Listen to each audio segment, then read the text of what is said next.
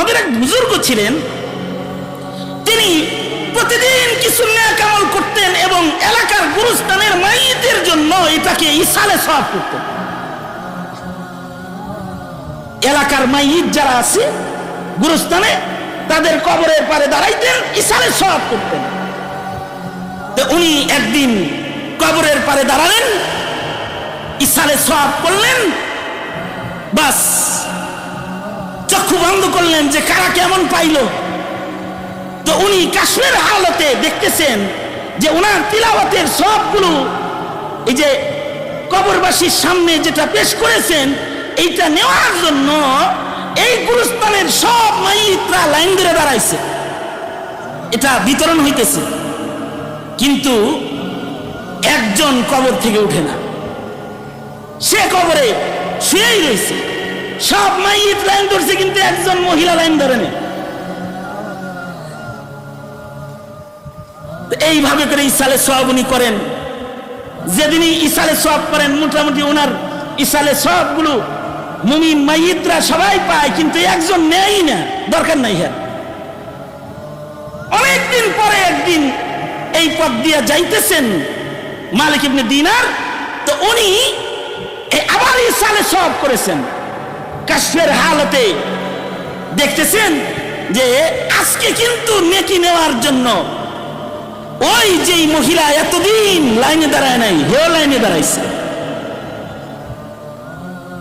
তো বুজুর্গ তাকে জিজ্ঞাসা করতেছে, নাই প্রতিদিন ইসালে সওয়াব করি, যাতায়াতের পথে সবাই নেয়, তুই নাস না, আজকে লাইনে খাড়াইছ কেন?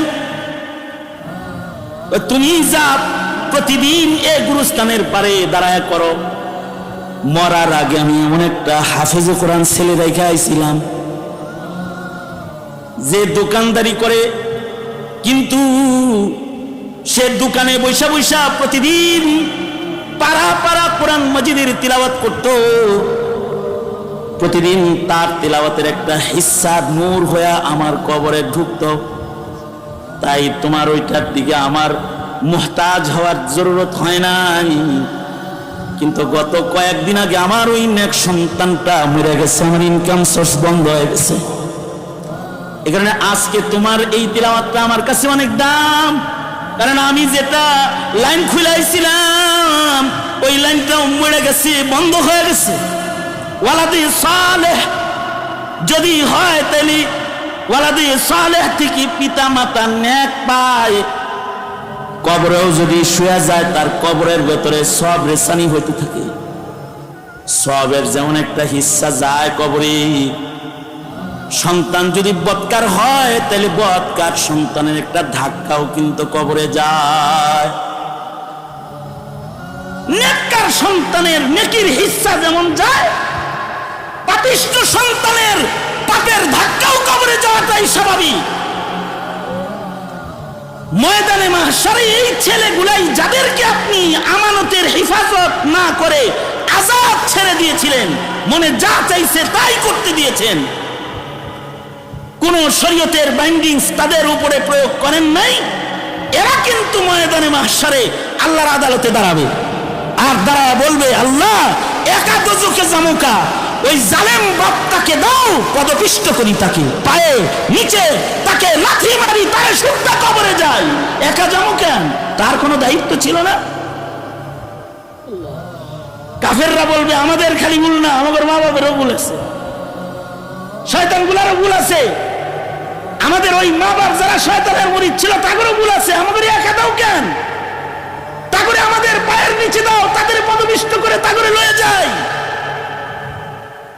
وقال الذين كفروا ربنا أرنا الذين أضلانا من الجن والإنس نجعلهما تحت أقدامنا ليكونا من الأسفلين। তাদের মর্যাদা দেওয়ার দরকার নাই, দাও তাদের পায়ে পিষি।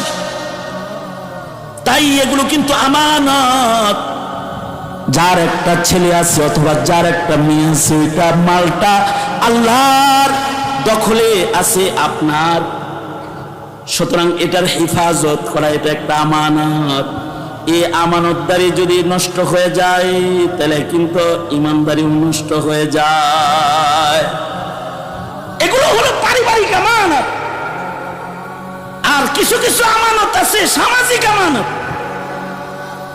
ধন্যবাদ জানাই আমার আরাফাতি ভাই হাজী সাহেবকে, উনি ওনার সামাজিক আমানত রক্ষা করেছেন। করোনার ভেতরেও উনি নেতা, উনি প্রশাসনের সাথে যোগাযোগ করে জনগণের দিন চাহিদা পূরণের হক আদায় করেছেন। এইটা ওনার কাছে আল্লাহর দেয়া আমানত। কিছু মানুষের কাছে সমাজের মানুষের আমানত থাকে, কিছু মানুষের কাছে সামাজিক আমানত থাকে, সমাজের বিচারের আমানত থাকে, সমাজের দ্বীনি পরিবেশের আমানত থাকে। যদি এই আমানতের হিফাজতকার কোন নেতা হয়ে যায় তাহলে সে ইমামুল আদিল হিসেবে সে আরশের ছায়ার নিচে জায়গা পেয়ে যাবে, ইনসাফওয়ালা শাসক হিসেবে জায়গা পাবে। আর যদি খেয়ানত হয় তাহলে তার এই খেয়ানত তার বেঈমানির দালালত হয়ে যাবে, দলিল হয়ে যাবে। কিছু কিছু আমানত আছে রাষ্ট্রীয় আমানত, রাষ্ট্রের আমানত কিছু কিছু মানুষের কাছে থাকে।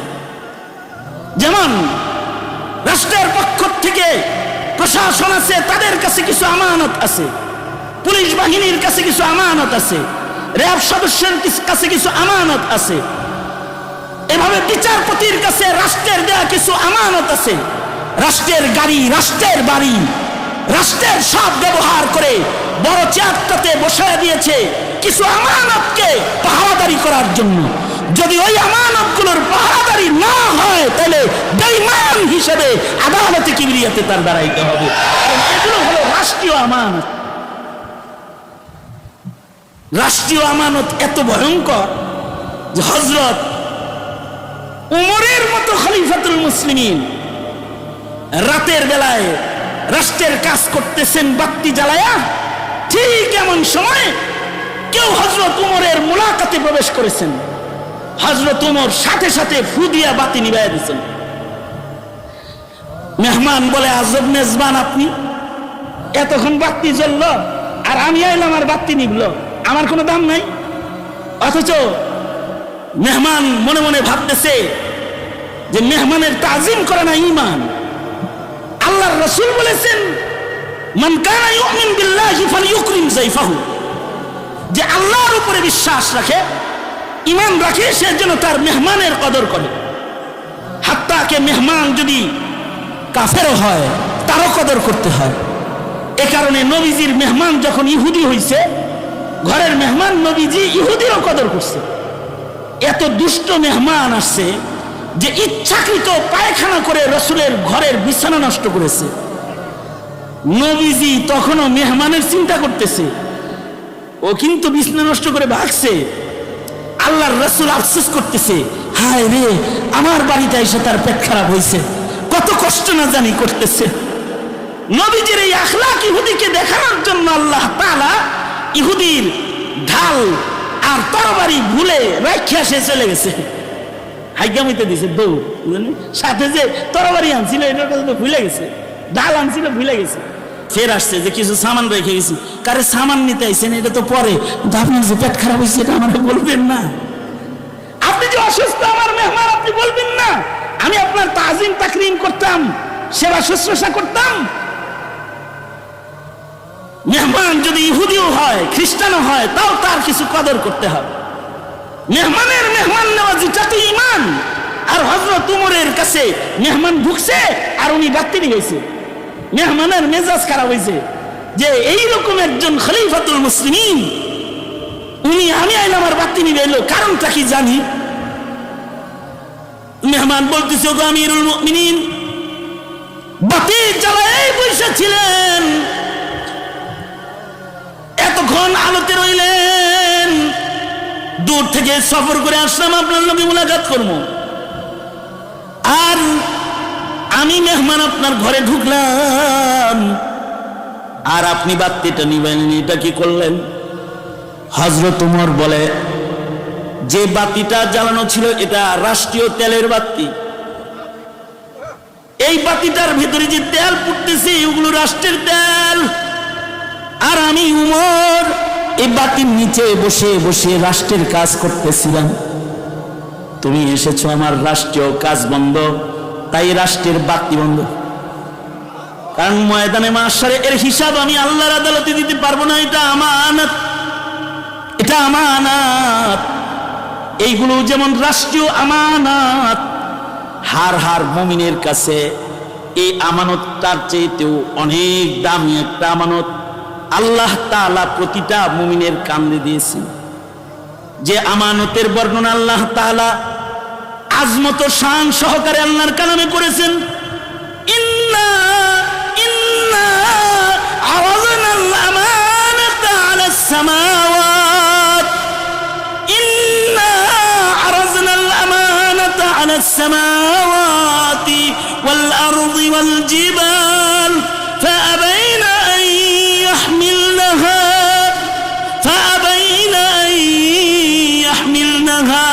وأشفقن منها وحملها الإنسان। একটা আমানত যেটা আল্লাহর কাছে সবচেয়ে দামি আমানত, আল্লাহর পক্ষ থেকে মানব জাতির কাছে সবচেয়ে আজিম আমানত। যেই আমানতটা আল্লাহর কাছে সবচেয়ে মর্যাদার আমানত, সে আমানতটার নাম হলো কোরআন নামক আমানত। কোরআন এটা কালামুল্লাহ, আল্লাহর কালাম। আল্লাহর জমিনে আল্লাহর কথা চলবে, আল্লাহর কথা থাকবে, এটা আল্লাহর ইচ্ছা। আমানতটা দিছে মুমিনদের কান্দে, মুমিনরা চাইয়া নিছে। অথচ এই আমানত আল্লাহ তাআলা আকাশকে সেধেছিলেন, আকাশ নেয় নাই। জমিনকে সাধছিলেন, জমিন নেয় নাই। পাহাড়কে সেধেছিলেন, পাহাড় নেয় নাই। শুধু মানা করেছে নিব না, নিব না, নিব না, তা না। ভয়ে আল্লাহর সামনে থেকে জমিন পালায়ন করেছে, ভাগ্যা গেছে, আসমান ভেঙে গেছে। না, আল্লাহ নিতে পারবো না, এটা আমরা নিতে পারবো না। কিন্তু মানুষ এই আমানতটা নিছে। যে দামি আমানত মানুষ নিয়েছে, সেই দামি আমানতের নাম হলো কোরআন। আমানতের নাম কোরআনের আমানত, যেটা প্রতিটা মুমিনের কাছে কোরআন আমানত। এটা আল্লাহর সবচেয়ে বড় আমানত। নবী যা দিয়ে গেছে আমাদেরকে, তার ভেতরে সবচেয়ে দামি আমানত হলো কোরআনের আমানত, সুন্নাহর আমানত, ইলমের আমানত। এই আমানত যদি আমরা হেফাজতকারী হই, তাহলে আল্লাহ তাআলা আমাদের উপরে খুশি। আর যদি কোরআনের আমানতের খিয়ানত কেউ করে, তাহলে আল্লাহ তাআলা তাকে গালি দিছে, জালেম বলছে, জাহেল বলছে। আল্লাহ তাআলা ময়দানে মাহশারও তাকে আসামি করে দাঁড় করাবে। ওয়াকালার রাসূলু, আল্লাহর রাসূল সেদিন আল্লাহর আদালতে দাঁড়ায় বলবে, ইন্না কওমি ইত্তাখাযু হাযাল কুরআনা মাহজুরা। ওগো আল্লাহ, এই যে আমার উম্মত, যাদের কাছে আমি কোরআনের আমানত রেখে আসছিলাম, তারা কোরআন বর্জন করে চলাফেরা করেছে। তারা কাফের মুশরিকের আদর্শকে গ্রহণ করে কোরআন বর্জন করে চলছে। ওগো আল্লাহ, আমি রাসূল নিজে ওদের বিরুদ্ধে তোমার আদালতে আজকে বিচারে মামলা দিলাম। ওদের বিচার না করা পর্যন্ত আমি ওদের সামনে থেকে সরব না।